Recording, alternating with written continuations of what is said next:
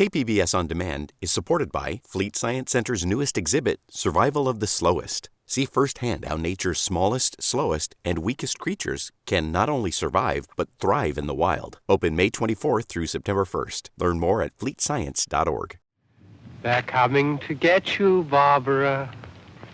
Stop it! You're ignorant. They're coming for you, Barbara. Stop it! You're acting like a child. They're coming for you. Look, there comes one of them now. Welcome back to a bonus edition of listener-supported KPBS Cinema Junkie. I'm Beth Accomando. In 1968, George Romero's Night of the Living Dead revolutionized horror. It brought the genre into the modern era, defined a new terrifying flesh-eating zombie, gave us a black actor in the lead heroic role, and placed the genre in a contemporary context where social commentary could be made. Michael Aguirre of See It on 16mm is touring California with a projector and a 16mm print of the Romero classic.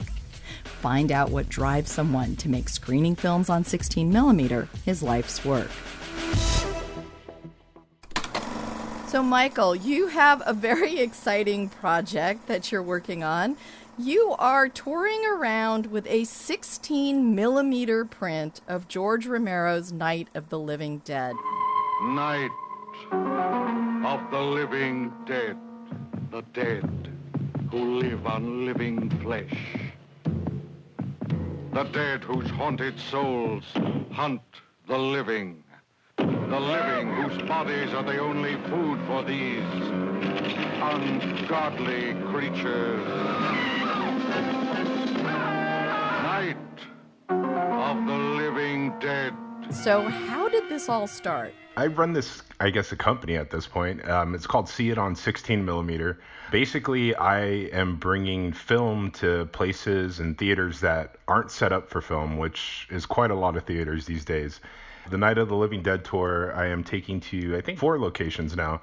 It was a print that I've had for a long time. I bought it. It was actually the first print I ever bought. With the hopes of, hey, someday I want to show this for a crowd, but just never really got around to it until now. This is my first time taking the print out on tour. It's an original. And so I wanted to tour it through California because it is a great movie. And I know people have seen the cleaned up Criterion version and stuff like that, but like to see it on film on the way that everybody else first saw it, I thought would be a great thing to tour around, especially during the month of October with Halloween and everything. Now, for some people who are young and don't experience films in theater, and if they do, not on film very often, what is the allure or the romance or the magic of seeing a film on film? So I'll start off by saying it's not perfect. So if you're into perfection, if you're into crisp, clear, stick to digital. But if you're into analog and an imperfectness about it, there is a great allure to it. Film has a history to the prints. Many audiences have seen these prior to when it became my property at this point. And you see scratches sometimes, you see skips, you see splices, which are little tears in the film that you have to repair back. So I compare it to like listening to a record, like an original record. There's hiss, there's pops. It's not perfect, but that experience of seeing it on film, on the big screen, it's a magical feeling that you really cannot get anywhere else these days. I truly believe that it's a special event anytime that film is able to be projected onto a big screen. Now, for this particular film, Night of the Living Dead, its history makes it even more appropriate to be screened on 16mm because this was a very independent film made by George Romero way outside of Hollywood in Pittsburgh. So give us a little background on this and why it's a film that you want to bring around and show people. Absolutely. It's Pittsburgh's first movie, I believe, and it was actually shot on 16mm on a bunch of news equipment that Romero and everybody, the whole crew, it was not shot on 35 like most big Hollywood motion pictures. It was 16mm. So just to be able to see the film on the correct format that it was actually shot on and not blown up to a bigger picture, I think is truly magical. And then especially just the content of the movie is still very much relevant to today. You can watch it today and it's still not a message that you're just kind of like, oh, I bet that happened in the 60s or something. No, it's still happening today and it's still very much relevant, and it's a reason why the movie is timeless at this point. I wanted to share that magic of that movie with people again, and especially just like I said, on watching it on 16 is just truly a special event. It's magical. So you're going to be screening this at Digital Gym Cinema here in San Diego. So what can people expect? Because you're also going to bring some trailers, and you have to set up your own projector and everything too. Yeah, so actually for this event, I had to source a very rare lens from Holland in order to fit the theater because there's such a short throw in the theater. But I got the lens, and the lens is perfect for the theater. It will be filling the entire screen inside Digital Gym Cinema. We are going to be running it. I think we're just going to do one projector because of space, but there will be quick 20-second changeover. I can change the film out pretty quick, but there is also a trailer show before that I have queued up. A bunch of I would say like October themed type of trailers to get everybody kind of amped up and excited for the feature, and maybe some snack ads and stuff like that from drive-ins.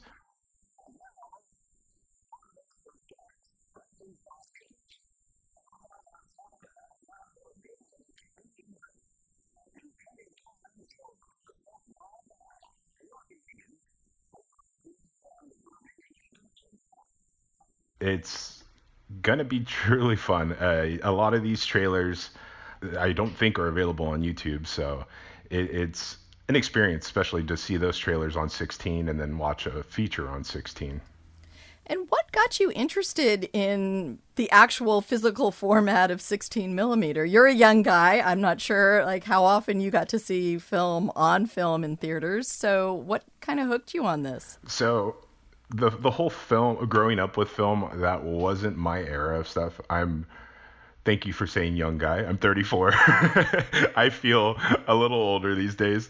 So I used to travel a lot to LA to go see film. I actually went to events held at the Arrow, and I was not specifically looking for film events. I just was going because it was movies they wanted to play that were interest to me.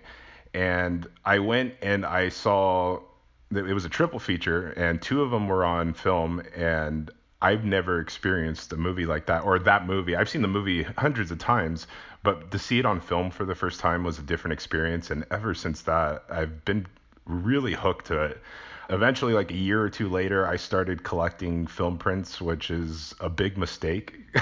It's you're chasing a dragon at this point. It kind of feels like it's magical to me. Enough for me to travel. I've traveled up north to go see prints that were being played for the first time in a while that have been programmed.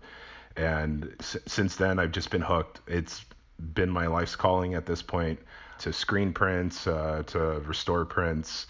And yeah, I'm currently attending grad school right now for archival and restoration. So I'm hoping to dedicate the rest of my life to preserving this stuff because we're not going to have it around forever. And for those that don't know, prints go bad at some point. They go bad and they're not runnable. And that's kind of happening right now with a lot of prints, especially the ones that aren't archived in cold storage or anything like that. And what kind of feedback do you get from audiences, and do you get different kinds of feedback from people who are young versus people who are old? It honestly depends on the programming. Yeah, a few months ago, I did a Kung Fu triple feature. It was all 70s prints on 16, and the crowd that came out for that was a little bit, they were in their 50s, a lot of them, saying, oh, I remember watching this as a kid. Oh my God, I love this movie. I think I played Five Fingers of Death, which is a classic Kung Fu film. See the astonishing ritual of the fires. Pale before the forbidden ritual of the steel palm. And a lot of them were reminiscing about being able to see this back in the day. And then we have some other programming that I've done. I mainly do a lot of like late night type of horror stuff. So it's usually a younger crowd that comes out for those. And we'll get a mix of people, but the response has been good. A lot of people, like, it's nostalgia for them being able to see it how they originally saw it, because, digital wasn't the main thing until 2015 when the switch happened. So for the younger crowds, it's a new experience for a lot of people. I know there's been people that have showed up to some of these events and haven't really followed film, and now that they're seeing it, they're actually coming out to multiple events, and it's quite amazing to see some of the same faces come out again, and they're coming out just for film, just to experience film, whether it's horror or drama or whatever it is.